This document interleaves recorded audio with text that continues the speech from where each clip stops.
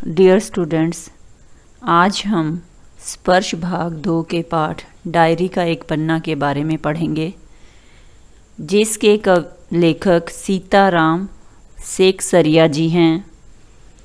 वे प्रसिद्ध स्वतंत्रता सेनानी, समाज सेवी और व्यापारी रहे हैं। उनका जन्म सन 1892 में राजस्थान के नवलगढ़ नामक स्थान पर हुआ। उनका अधिकांश जीवन व्यापार के सिलसिले में कोलकाता में बीता। उन्होंने महात्मा गांधी के आह्वान पर स्वतंत्रता आंदोलन में भाग लिया।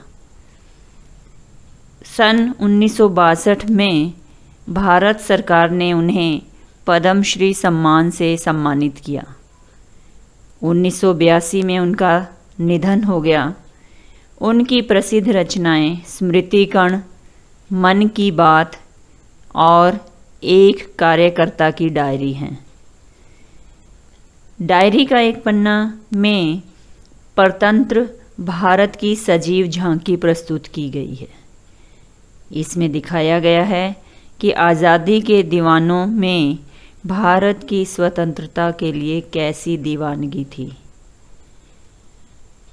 वे बोलचाल की सहज भाषा का प्रयोग करते थे। डायरी का एक पन्ना सीताराम जी की द्वारा लिखित डायरी में से ही लिया गया है। इसमें 26 जनवरी 1931 को कलकत्ता ने स्वतंत्रता दिवस को धूमधाम से किस तरह मनाया का वर्णन है। 26 जनवरी 1930 को पहली बार स्वतंत्रता दिवस मनाया गया।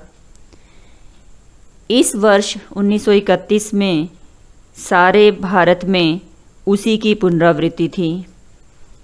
इसके लिए सभी बड़े उत्साहित थे।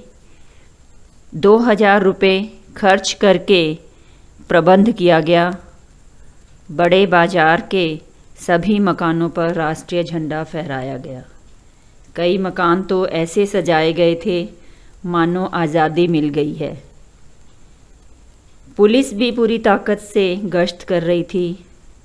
प्रत्येक मोड़ पर गोरखे और सार्जेंट तैयार थे और घुड़सवार पुलिस भी थी, क्योंकि उन्हें अंदेशा था कि ये सब लोग स्वतंत्रता दिवस के समय संघर्ष करेंगे।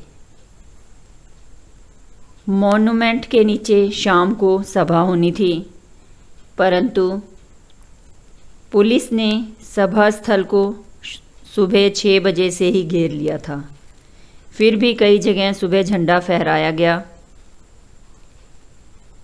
श्रद्धानंद पार्क में जब विद्यार्थी संघ के मंत्री अविनाश बाबू ने झंडा गाड़ा तो पुलिस ने उनको पकड़ लिया तथा लोगों को मारकर भगा दिया।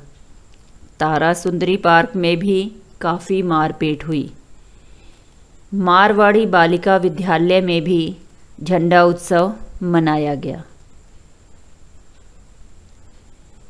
जिस वक्त ये सब चल रहा था, पुलिस कमिश्नर ने नोटिस जारी कर दिया कि कोई सभा नहीं हो सकती। वहीं दूसरी ओर कौंसिल ने भी ये नोटिस जारी कर दिया कि मॉन्यूमेंट के नीचे झंडा फहराया जाएगा और स्वतंत्रता की प्रतिज्ञा पढ़ी जाएगी। और यह तो एक ओपन लड़ाई थी। 4:10 पर सुभाष बाबू जुलूस लेकर आए।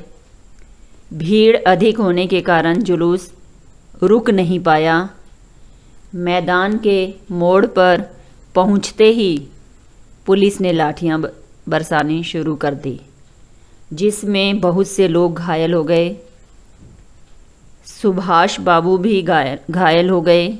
वे बड़ी जोर से वंदे मातरम बोल रहे थे, लेकिन फिर भी बच्चों, स्त्रियों ने हिम्मत नहीं हारी। वे मॉन्यूमेंट की सीढ़ियों पर चढ़कर झंडा फहरा रही थी और घोषणा पढ़ रही थी। स्त्रियों की संख्या काफ़ी थी और सभी के पास झंडा था। सुभाष बाबू को पकड़ लिया गया और उन्हें गाड़ी द्वारा लाल बाज़ार लॉकअप में भेज दिया गया। कुछ देर बाद स्त्रियों का जुलूस निकला। वे बड़े ज़ोर शोर से उत्साहित होकर आगे बढ़ रही थी। पुलिस लाठियां बरसाने लगती थी। लोग घायल हो रहे थे। धर्म तल्ले के मोड़ पर जुलूस टूट गया। 50-60 स्त्रियां वहीं बैठ गई और पुलिस ने उन्हें लाल बाज़ार जेल भेज दिया। इतनी ज़्यादा आज़ादी के नाम पर स्त्रियों को पहले कभी पकड़ा नहीं गया था। कुल मिलाकर 105 स्त्रियां पकड़ी गई। उन्हें रात को 9 बजे छोड़ दिया गया। इतने में कांग्रेस के कार्यालय से फ़ोन आया कि वहाँ अनेक घायल लोग पहुँचे हुए हैं। लेखक भी जानकी देवी के साथ वहाँ पहुँचा। डॉक्टर दास गुप्ता उनकी देखरेख के साथ साथ उनके फ़ोटो भी उतरवा रहे थे। अस्पताल में 160 घायल पहुँचे हुए थे। पकड़े गए लोगों की संख्या का पता नहीं चल सका। बच्चों, यह संघर्ष अपने आप में बहुत महत्वपूर्ण था, क्योंकि जो 1930 में संघर्ष हुआ था उस वक्त कलकत्ता में विरोध नहीं हुआ था। आज जो कलकत्ता के नाम पर यह जो कलंक लगा हुआ था कि यहाँ स्वतंत्रता आंदोलन का काम नहीं हो पा रहा, यह कलंक धुल गया। लोगों को भी यह आशा बंधी कि यहाँ भी बहुत बड़ा काम हो सकता है। धन्यवाद।